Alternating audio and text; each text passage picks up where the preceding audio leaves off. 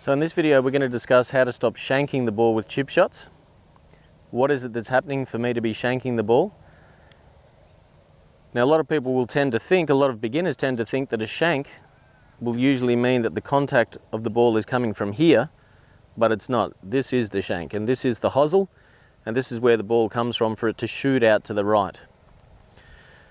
So there's not just one shank, there's actually quite a few different types of shanks, especially when it comes to full swing. But in chipping, we're going to assume that everybody has got their head around the big 5 rules.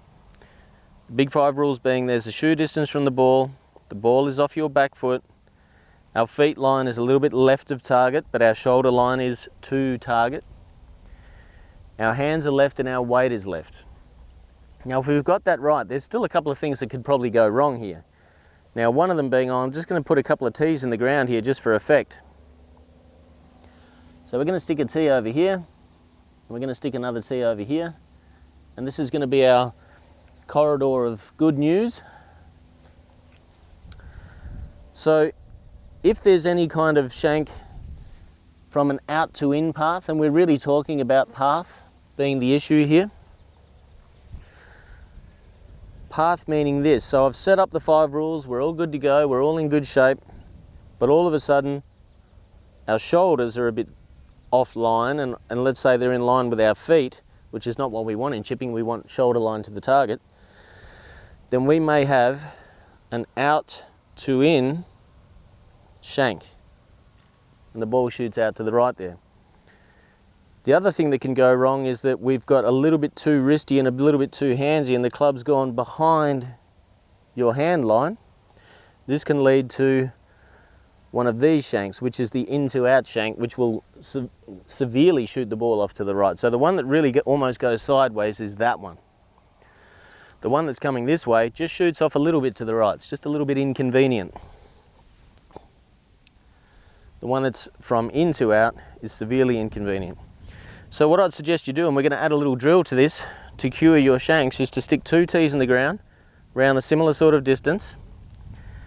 We're going to set up the 5 rules, and we're going to go ahead and hit our chip shot and try to get our path.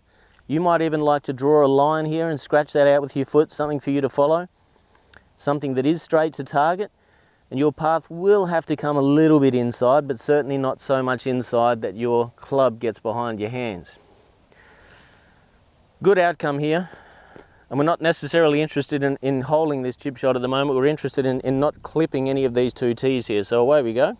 5 rules are in play. We're going to hit some grass now with confidence.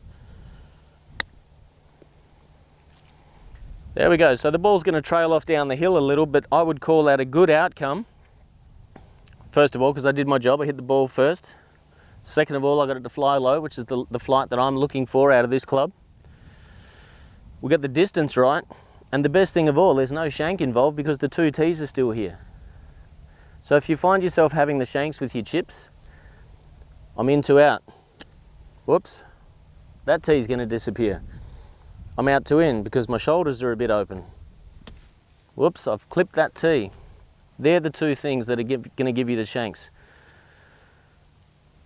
Get yourself half an hour on the practice chipping green.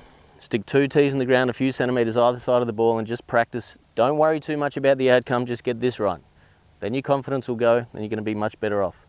I hope that helps with your consistency and your confidence, and we hope that stops you shanking your chip shots.